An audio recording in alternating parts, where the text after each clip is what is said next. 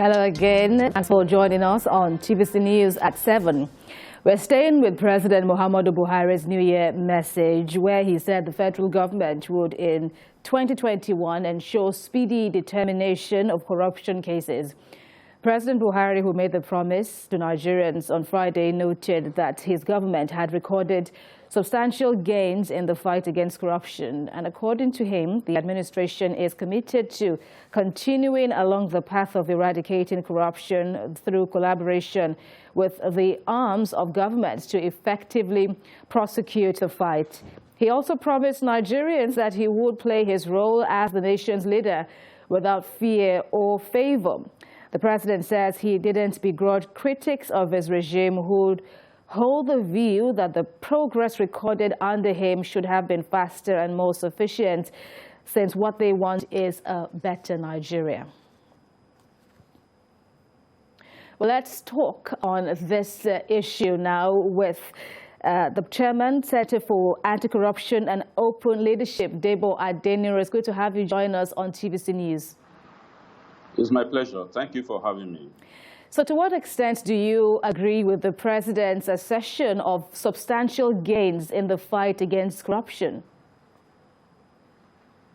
Well, thank you very much. The first aspect of the gains of fight against corruption is the operationalization of all the instruments that make corruption crimes more difficult to commit. Many of these instruments have been there since the time of the previous administration, but maybe because the previous administration could not muster adequate political will or maybe public will to make those instruments operational.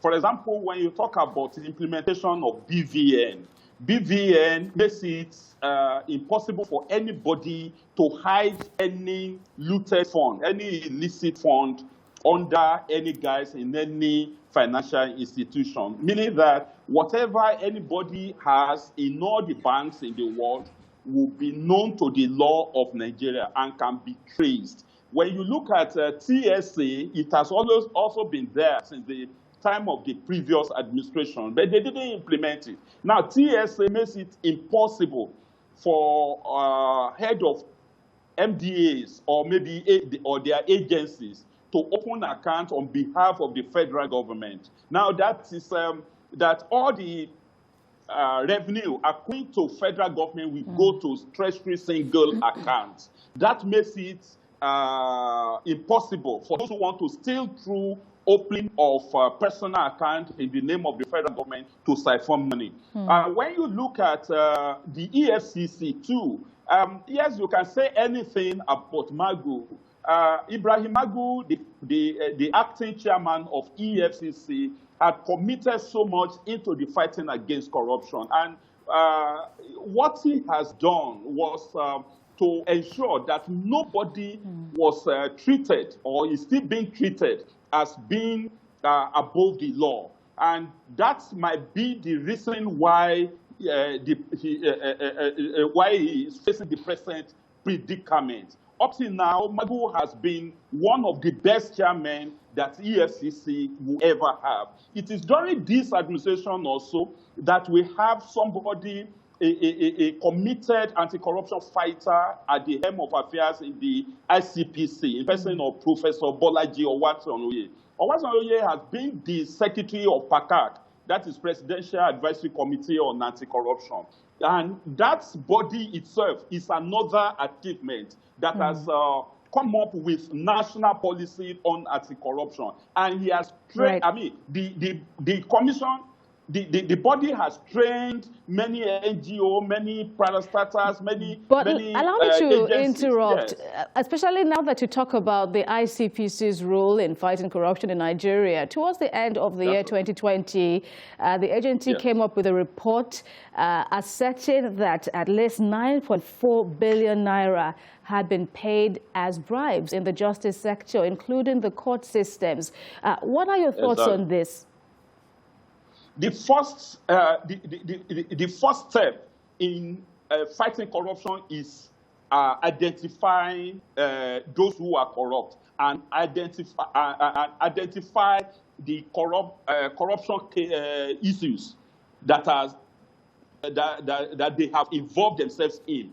That has been identified. The next thing is to trace it, to trace where the looted funds have been kept and in whose pockets the looted funds got into. Even if they have been used for any illicit activity like financing terrorism, there are rules, there are guidelines on how to pursue such money and to ensure that those who decide, who attempt to finance terrorism will not succeed. And if they have been financed, they will know, the authorities will know who to hold responsible for what violent attack in any part of Nigeria. So that is another level of fighting corruption. I'm talking about ICPC. ICPC has a desk in all the MDAs called Act 2. That is Anti-Corruption and Transparency Unit, which ensures that procurement, both inflow and outflow of cash from all the MDAs, passes through the right channel and that they follow the right procedure. This is a way to fight corruption in such a way that those who have privileged information will not be able to give it to their favorite contractors. And there won't be any room to sabotage the contract that is so awarded. And of course, you know that procurement has a procedure. Now, this procedure had to be followed to the letter. And you will see also that it is during this administration that those who have looted funds are abandoning those loot or negotiating to return the money with a view to reducing the sentences that they deserve. Now, Mr. Adeniran, that will be all for now. I apologize now for the interruption, but we have indeed run out of time. Thank you very much for your contributions on the news. Debo Adeniran there, the Chairman, Center for Anti-Corruption and Open Leadership. It is indeed my pleasure. Thank you. Best regards.